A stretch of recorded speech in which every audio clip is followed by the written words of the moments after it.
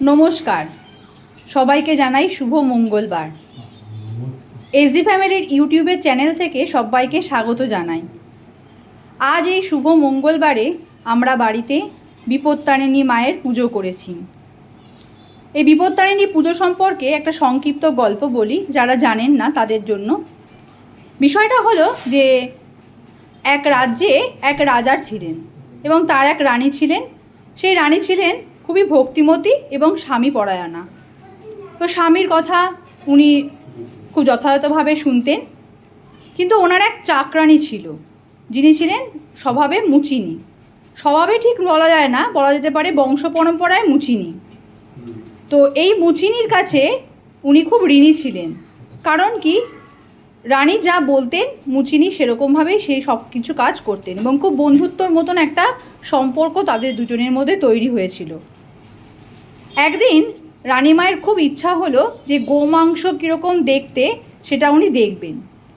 তো মুচিনিকে বললেন যে আপনি আমার জন্য কিছু গোমাংস রান্না করে নিয়ে আসুন, আমি শুধু দেখব কেমন দেখতে হয়।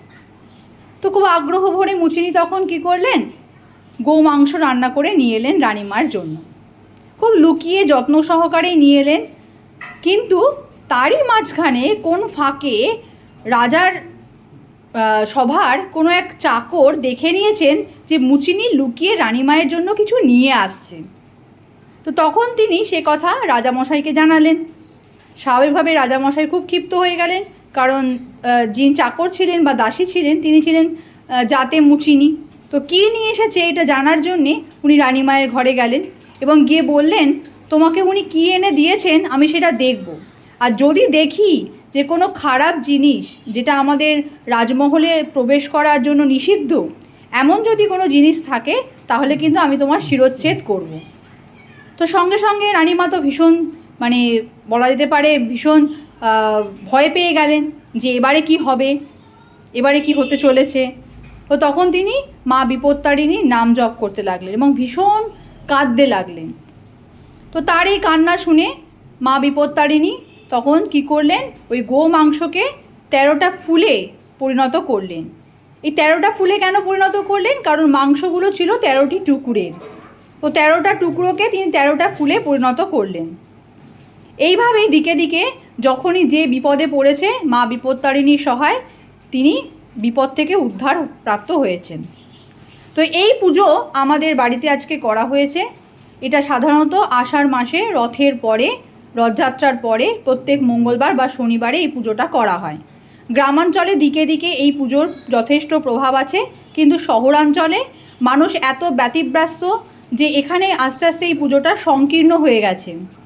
এবং বলা যেতে পারে যে এই পুজোর নিয়ম হলো 13টি ফল দেওয়া, 13টি ফুল দেওয়া এবং তার সাথে 13টি মিষ্টান্ন প্রদান করা হয় ঠাকুরকে, যেহেতু ওই 13টি গোমাংস 13টি ফুলে পরিণত হয়েছিল। কিন্তু অতি ব্যস্ততায় শহরের দিকে আজ আর এই সমস্তর খুব একটা প্রাচুর্য নেই, আর কি নেই বললেই চলে। তো তার জন্যে আমরা যথাসাধ্যভাবে চেষ্টা করেছি যে ঠাকুরকে নৈবেদ্য প্রদান করার জন্য আমাদের যেটুকু ক্ষমতা, যেটুকু আনা সম্ভব হয়েছে। কারণ অতি ব্যস্ততায় সবাই যেহেতু বাইরে বেরোয়, প্রতিদিনের কাজ থাকে, তো এই যেটুকু জোগাড় করা গেছে সেইভাবেই আর কি মাকে ভক্তি সহকারে আমরা আজ পুজোটা করলাম। তো আমার মনে হয় যে ভক্তিই বোধহয় শক্তি। এই 13টি ফুল, 13টি ফল, 13টি মিষ্টান্ন শুধুমাত্রই একটা রূপকথার মতো বা বলা যেতে পারে একটা কথা প্রচলিত, কিন্তু যদি সত্যিই ভগবানকে কেউ ভক্তি সহকারে তাকে ডাকার চেষ্টা করে তাকে বোধহয় পেয়ে যাবে। তার জন্য কোনো 13টি জিনিসের দরকার হয় না, একটি জিনিস প্রদান করলেই মা সন্তুষ্ট হবে, যদি সে ডাকার মধ্যে সার্থকতা থাকে, যদি সে ডাকার মধ্যে ভক্তি থাকে, শ্রদ্ধা থাকে।